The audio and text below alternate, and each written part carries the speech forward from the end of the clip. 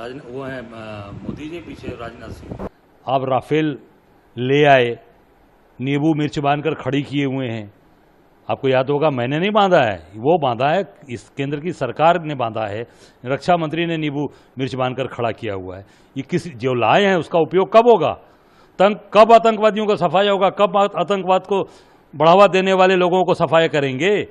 ये देश जानना चाहता है। जो परिवार आज पूरी तरीके से मिट गया, परेशान हो गया, जिसके बच्चे शहीद हुए, वो परिवार के लोग, उनकी पत्नी, उनके परिवार, उनके माँ बाप जानना चाहते हैं कि कब कार्रवाई आतंकवादियों के खिलाफ होगी। इस नाते मैंने राफेल का आज जो आपके सामने प्रस्तुतिकरण किया, जो दिखाया है, इसमें नींबू मिर्च बांध रखने का समय नहीं है, बांधकर इसका पूरा उपयोग करने का समय है। ये देश जानना चाहता है। कांग्रेस पार्टी एक ऑफिशियल स्पोक्सपर्सन बन चुकी है पाकिस्तानी टेरर डीप स्टेट का। एक पैटर्न देखने को मिल रहा है कि जब भी राहुल गांधी सामने आते हैं और कहते हैं कि उनका कंप्लीट समर्थन है प्रधानमंत्री नरेंद्र मोदी जी की सरकार को कि वो पाकिस्तान के टेरर डीप स्टेट के खिलाफ एक्शन ले, 24 घंटे भी नहीं बीतते और कोई ना कोई कांग्रेस का नेता आता है और पाकिस्तान के पक्ष में बयान देता है। 24 घंटे पूर्व चरणजीत सिंह चन्नी सर्जिकल स्ट्राइक का प्रूफ मांग रहे थे। चरणजीत सिंह चन्नी अपने बयान को रिट्रैक्ट करते हैं और 24 घंटे भी नहीं बीतते और वापस से कांग्रेस पार्टी के यूपी के प्रेसिडेंट हमारी फोर्सेस को मॉक करते हुए एक टॉय प्लेन दिखाते हैं। इससे यही स्पष्ट होता है कि जैसे ही पाकिस्तानी प्रोपोगेंडा हिंदुस्तान के अंदर बैन होता है, Congress party officially Pakistani terror deep state का प्रोपोगेंडा भारत के अंदर फैला रही है। और इनमें से एक भी नेता को राहुल गांधी ने न अभी तक सस्पेंड किया है, ना अपनी पार्टी से रिमूव किया है, ना शो कॉज नोटिस दिया है। इन सब से यही स्पष्ट है कि ये पाकिस्तानी प्रोपोगेंडा जो कांग्रेस के नेता हिंदुस्तान के अंदर चला रहे हैं और हमारी फोर्सेस के मॉरल को कम करने का प्रयास कर रहे हैं, उसके राइटर, उसके पॉलिटिकल डायरेक्टर और उसके पॉलिटिकल प्रोड्यूसर कोई और नहीं बल्कि राहुल गांधी है। आज वापस से ये स्पष्ट हो चुका है कि कांग्रेस पार्टी एक एंटी नेशनल पार्टी है। जहां उसको देश में एकजुटता दिखानी चाहिए थी, जहां उसको पाकिस्तान के आतंक के खिलाफ बोलना था, आज कांग्रेस के नेता पाकिस्तानी मीडिया और पाकिस्तानी टेरर डीप स्टेट में हीरो बने हुए हैं। और आज पाकिस्तान के टेरर डीप स्टेट आईएसआई की कोई अगर स्पोक्सपर्सन बनती हुई दिख रही है तो वो कांग्रेस पार्टी और कांग्रेस के नेता है।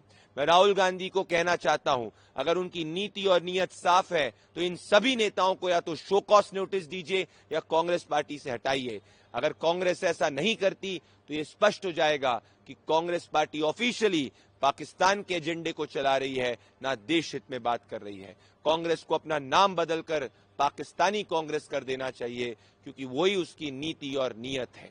Congress today has proven that it does not stand with the people of India, it does not stand with our forces, it stands with the narrative, agenda, propaganda of Pakistani terror deep state. Our forces will give a befitting reply to the Pakistani terror deep state. As rattled as Pakistan, comparatively similarly are the Congress leaders who are domestically rattled. INC का नाम बदलकर, Indian national Congress का नाम बदलकर ANC anti national Congress बना देना चाहिए।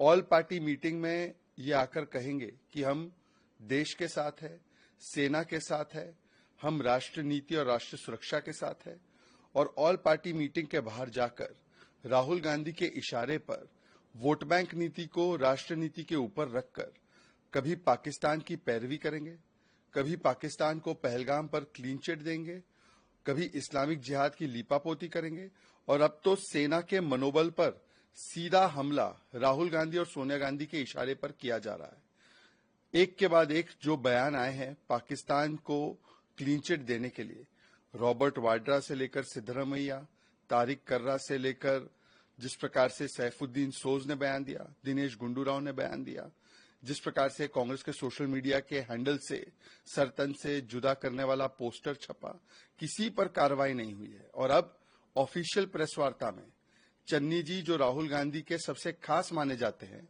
वो आकर कहते हैं सर्जिकल स्ट्राइक हुआ, इसका प्रमाण कहां है? ये प्रूफ तो हम हमेशा मांगते रहते हैं। सेना ने अनाउंस किया था। मतलब आज जब पूरा देश ये मांग कर रहा है और सेना के साथ खड़ा है कि आतंकवादियों को कड़ी से कड़ी सजा मिले। जैसे सर्जिकल स्ट्राइक हुआ था, बालाकोट एयर स्ट्राइक हुआ था, वैसे आतंकियों की जमीन को मिट्टी में मिलाया जाए। तो कांग्रेस पार्टी सेना के मनोबल पर चोट कर रही है। ये कोई संयोग नहीं है, ये कोई प्रयोग भी नहीं है, ये कांग्रेस का पाकिस्तान को सहयोग है। राहुल गांधी ने तो बोला ही है कि इंडियन स्टेट के खिलाफ मुझे लड़ना है। राहुल गांधी विदेशी धरती पर जाकर भारत की संस्थाओं पर सवाल खड़े करते हैं और उनके नेता भारत की सेना के मनोबल को तोड़ने के लिए ऐसे लगातार बयान देते हैं। इससे पहले भी पुलवामा का दोष भारतीय सुरक्षा बलों पर डालने का काम कांग्रेस ने ही किया था। कांग्रेस ने ही नेशनल वॉर मेमोरियल को रोका था। कांग्रेस ने ओआरओपी से सेना को अलग रखा था। कांग्रेस ने मॉडर्न हथियार रफाल जैसे प्लेन्स कभी सेना को दिए नहीं थे।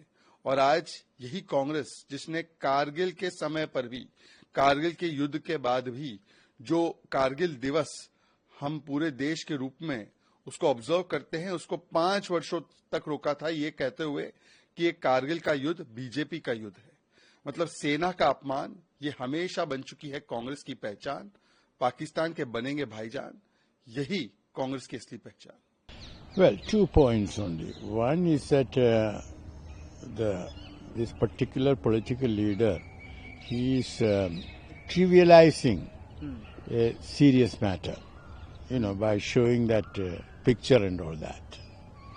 Second is that it is better for us to leave it to the government to choose the timing and the manner of action rather than publicly, egg on the government, hey, why haven't you done it?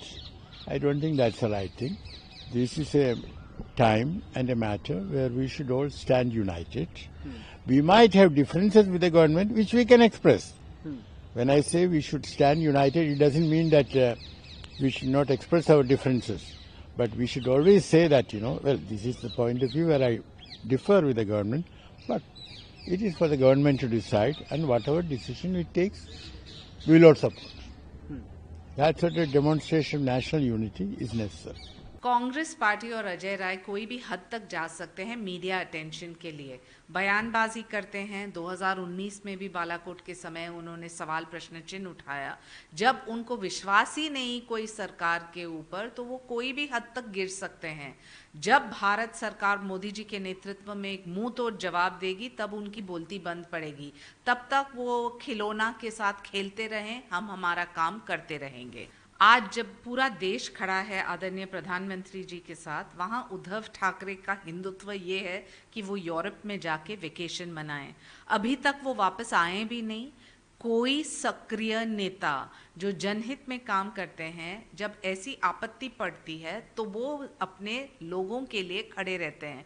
उनका हिंदुत्व यही है कि बाहर गांव आप holiday करो, vacation करो। हमारा हिंदुत्व है कि हम एक मुंह तोड़ जवाब दें उन लोगों को जो भारत को अस्थिर करना चाहते हैं। और उसी विश्वास के साथ शिवसेना के नेता एकनाथ जी शिंदे स्वयं गए थे पहलगाम, और उन्होंने जितने भी मराठी परिवार हैं सभी को ये विश्वास जताया कि ये सरकार एक मुंहतोड़ जवाब देगी। कौन है संजय राउत जी? वो हर सुबह तो बड़बड़ी करते हैं और आरोप पे आरोप लगाते हैं।